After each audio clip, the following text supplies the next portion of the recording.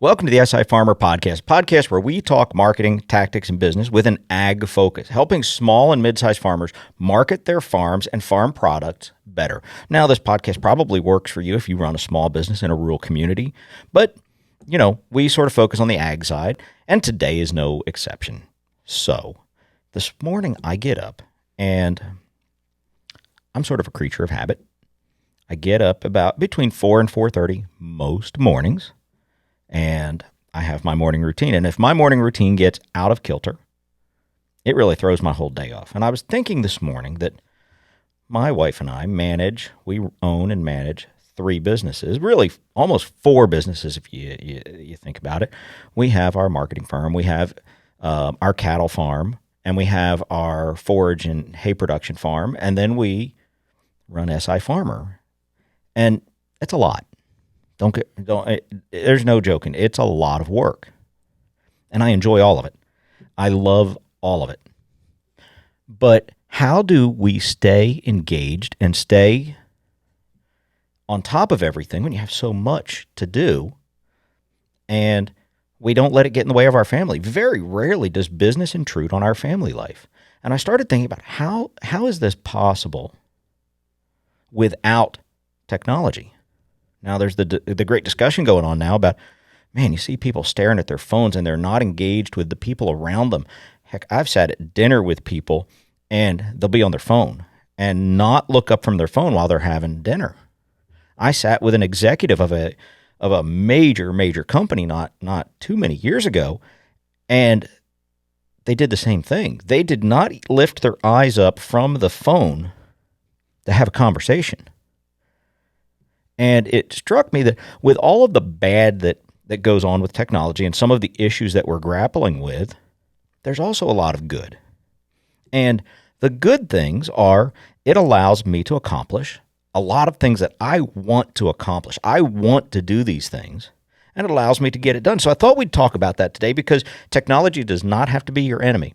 It can be your friend and allow you to accomplish much more than you ever thought possible if you use it wisely and choose the right tools for the job. So we're going to talk about that today. So let's get into it. I have a love-hate relationship with marketing. Really? I've got to do what? All I want to do is farm. Welcome to the SI Farmer podcast. If you want to market your farm-based business, or craft food business directly to the consumer, this is the place for you. Welcome to the show. So I go through my morning routine every morning. This is 7 days a week. I get up between 4 and 4:30. It's just I wake up then. I would like to say it's because I'm so disciplined and, I've disciplined my mind over decades to be this. I'm not. I get up at 4 to 4:30 every morning. I just wake up then. Now, of course, I go to bed really early too. So, it's not all that impressive. But I do a lot during the day. I accomplish a lot.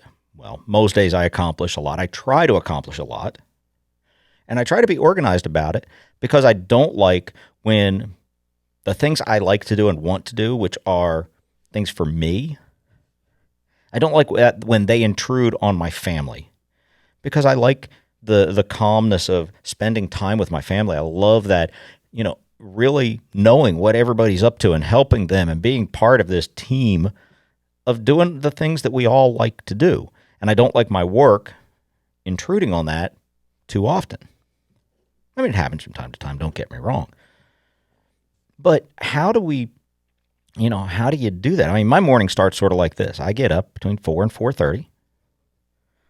I go outside. We have a hot tub right outside of our bedroom door. I go out and I sit in the hot tub for anywhere from 20 to 30 minutes. I have pretty bad arthritis. And the hot water helps my knees and my ankles, my hands. And so I don't take any painkillers, don't take aspirin, I don't even take aspirin. I just don't. But if I don't sit in the hot tub, I can feel the pain difference. But while I'm in there, sitting, enjoying my morning, I listen to the birds and I have my daily prayers and I do what I have to do today. I sort of organize my thoughts.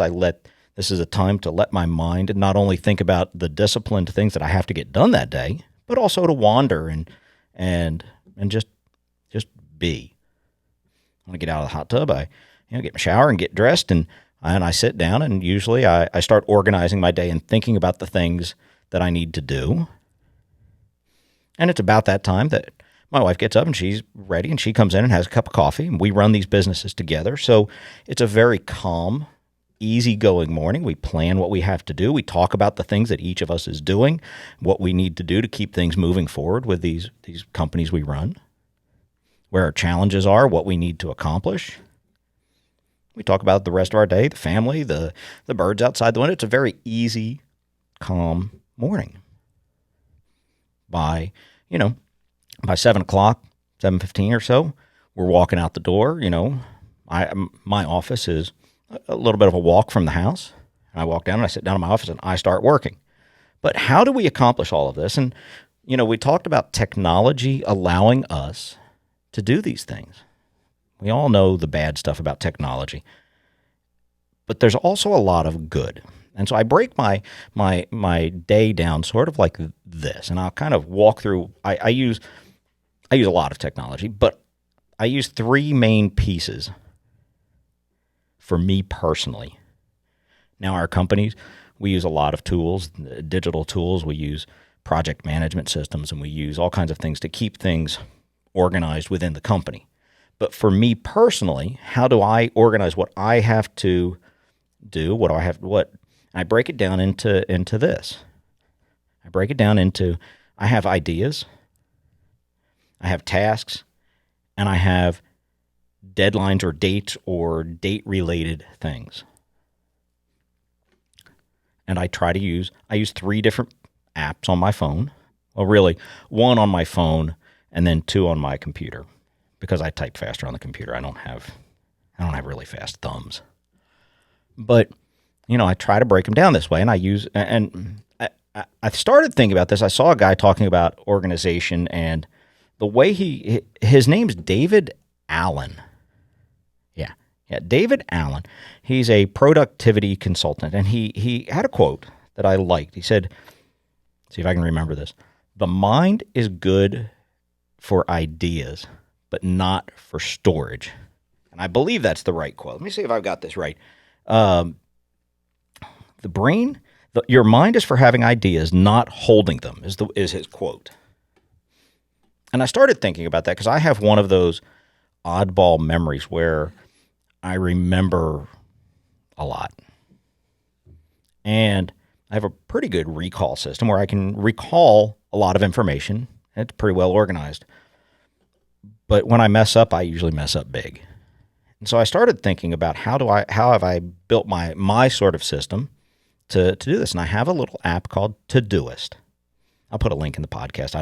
We don't do one of the affiliate deals or any links like that at this time, but I'll put a link there. If it helps you out, great. It's a wonderful little easy to use app that just lets you add tasks and lists.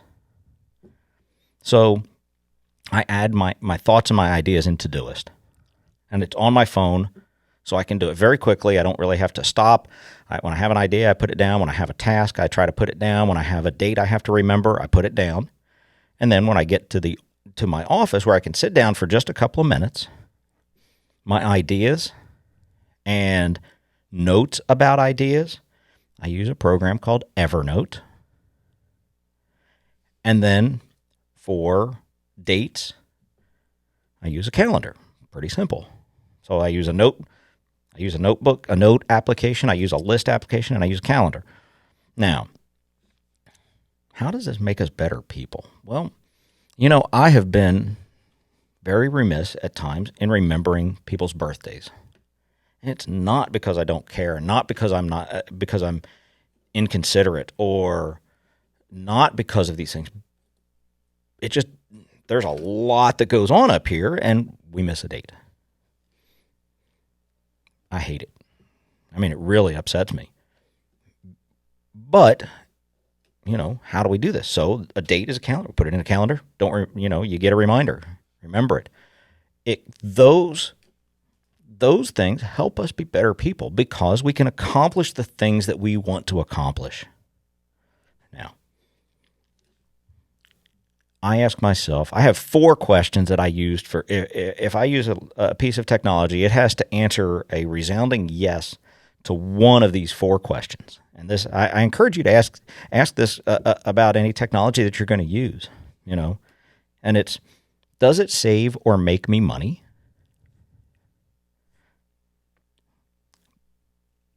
Does it save me time? Does it allow me to do a job significantly better? And the final one is, does it improve my life and the lives of those people around me in some significant way? If it doesn't answer yes to one of those 4 questions, I'm probably not going to use it. Probably just not going to, it's not going to make my list of things that I'm going to spend time on.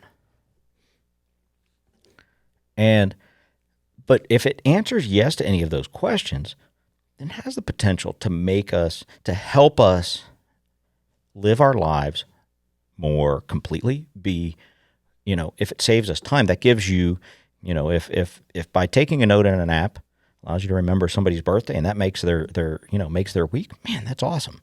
If it allows us to make more money, okay, that's great. Money's kind of cool. Does it save us?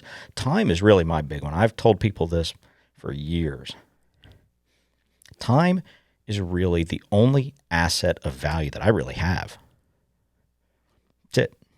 I only have so much of it. I get so many, good Lord's going to give me so many trips around the sun.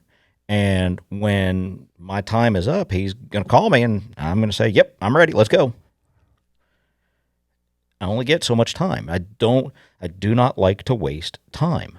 I like to focus my time on things that are important. Whether I'm answering, you've probably heard me talk about this on this podcast, is, my biggest question I always ask is, how can I help? Our marketing firm, that's the only question I ever ask our clients is, how can I help? And I try to help companies because this may sound naive and, whatever. If I can help a company do a little bit better, make a little bit more money, it saves people jobs. And that's the whole reason we started this SI Farmer, is if I can take the knowledge that I've gained over a lot of years and share that in a way that helps people live better lives by running more efficient businesses, which allows them to do the things and accomplish the things that they want, man, how can I help? That's every business we do is, how can I help? And if you use this technology, you can have more time. If you use technology the right way, it's a tool. You look back at, heck, in farming, John Deere invented the plow. Well, what did it do? Did it make you more money? Did it save you time? Did it improve your life in some significant way, or the lives of others? And, you answer these, it answered yes. It checked a couple of boxes there. When you moved from horses to tractors, did it answer these questions? I mean, technology, when we talk about ones and zeros and computer apps and things like that, we ask the same questions because at their core, these things are tools. The reason we use a screw gun now is because it allows us to do a job faster, so it saves us time. Rather, take your screwdriver and screw a screw into a piece of drywall. Well, you used to use nails. Well, screws do a better job, so they allow us to accomplish a job better and do it a lot faster. So, pretty much any technology, you can basically ask these 4 questions and make a determination of, hey, are you going to use this? But the idea I ask, especially with apps and computer technology, is I ask these 4 questions. I'm more critical about them than I am with, farm tools, because, well, I like farm tools better. But the question is, I don't want to be the guy ever when somebody's sitting in front of me that I'm on my phone. I don't want to be that guy. I won't be that guy. And you should be asking yourself these questions too. If you've got an app on your phone and it doesn't answer a solid yes to one of those 4 questions, Does it need to be there? And I'm starting, as I get a little older, more mature. Yeah, right. I ask these questions a little bit more seriously because I try to reduce clutter in my life. I don't like clutter. It tends to collect around me because I'm interested in so many things, but I try to remove clutter from my life. And man, when if you download an app and you have tons of them on your phone, ask the question, go through, does it answer one of these 4 questions? If it doesn't, get rid of it. I mean, there's some, like my kids, they have some game apps and they have some things like that, but our kids are pretty good. They when you're sitting in fact, I just had breakfast with my mother and my wife and my daughter. We went out to breakfast this morning, and never once, well, I say that, we did look up a cookie company that's coming to town, but other than that, nobody took their phone out the whole breakfast. And I was watching for it because I knew I was going to record this podcast today, and so I watched to see if somebody pulled their phone out and looked at it. Nobody did, except for the cookie thing. Cookies are important, I guess. But to jump back, when we run businesses, when we market businesses, tools, just like on the farm. When, if I upgraded tractors 2 years ago. Went from it was an 89 K7110 to a brand new 6155R. Major upgrade in comfort, don't get me wrong, but we needed a more reliable, solid tractor, and that 7110 was an awesome tractor, incredible. But used prices were so good, we had to make a decision, and we did. I decided to upgrade that tractor, but it was again, does it answer those 4 questions? So, get in the habit of asking yourself what you need to do a job well. When we market, we need tools. So don't think because I use these 3 apps that those are the only 3 apps on my phone. They're not. There's a lot. But we have tools. And I have tools to do certain jobs because they allow me to do a job well. They allow me to do a job that saves me time or makes me money or something. And use the right tool. You always heard the adage, use the right tool for the right job. Well, sometimes you have to do that. And, we use a lot of digital tools. And I encourage everybody, use them. To not be afraid of them. You would not be, it always surprises me that when people ask me, well, how do you do that? And I show them there's this almost fear in their eyes about using technology. And there's nothing, you can go down the rabbit hole of, they're listening to everything we say and they're analyzing it and pulling the data. And all I can think of is, man, somebody's got a really boring job if they're trying to analyze my data. Who cares? And I like my privacy, don't get me wrong, but I don't really do anything that super secretive. So I don't really worry about it a lot because I don't really, I am what I am. But the fear of using it, and it's the fear of failure. And we talked about this with motivations in the last podcast, where we, extending the period of time for which we can stay motivated about a task that may not be something we enjoy. And that fear of failure. Don't be afraid of failure. Failure happens. Failure happens all the time. And if you are open to it, you're going to learn more from the things you failed at in your life than you will from the things that you've succeeded at. Failure it stinks. Don't get me wrong. You don't want to do it all the time. But when you fail, learn from it and move forward. But I hope, and one of the things we're doing here is to teach people that not to be afraid of technology, to be open to it. I heard a psychiatrist talk the other day, and he was talking about how to be open in a conversation, how to have a good conversation with somebody. And it's one thing you can do when you sit down with this person is sit down with the mindset that this person in front of me has something to teach me. There's something that this person knows more about than I do, that I have something to learn from this person.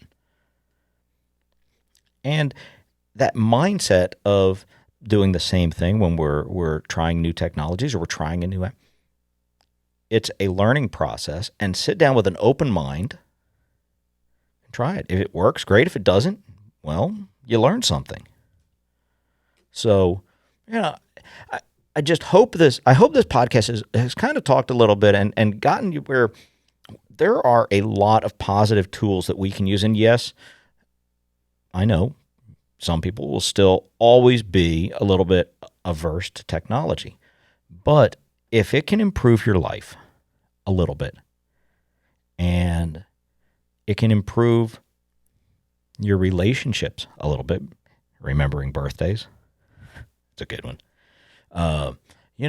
If it can help us do these things, it can help us be by using some of these tools. Remember, the mind is great for being creative. It's not great for storing stuff. So we can help by using a little bit of technology, which gives us more time, gives us more flexibility in life to do the things that we want to do, or do the things that those around us want to do. It allows us to do so much and accomplish more with less effort. That's a win. That's a win in my book. I mean, if it's answered yes to some of those questions, that's a win. So with that, go out, have a blessed day.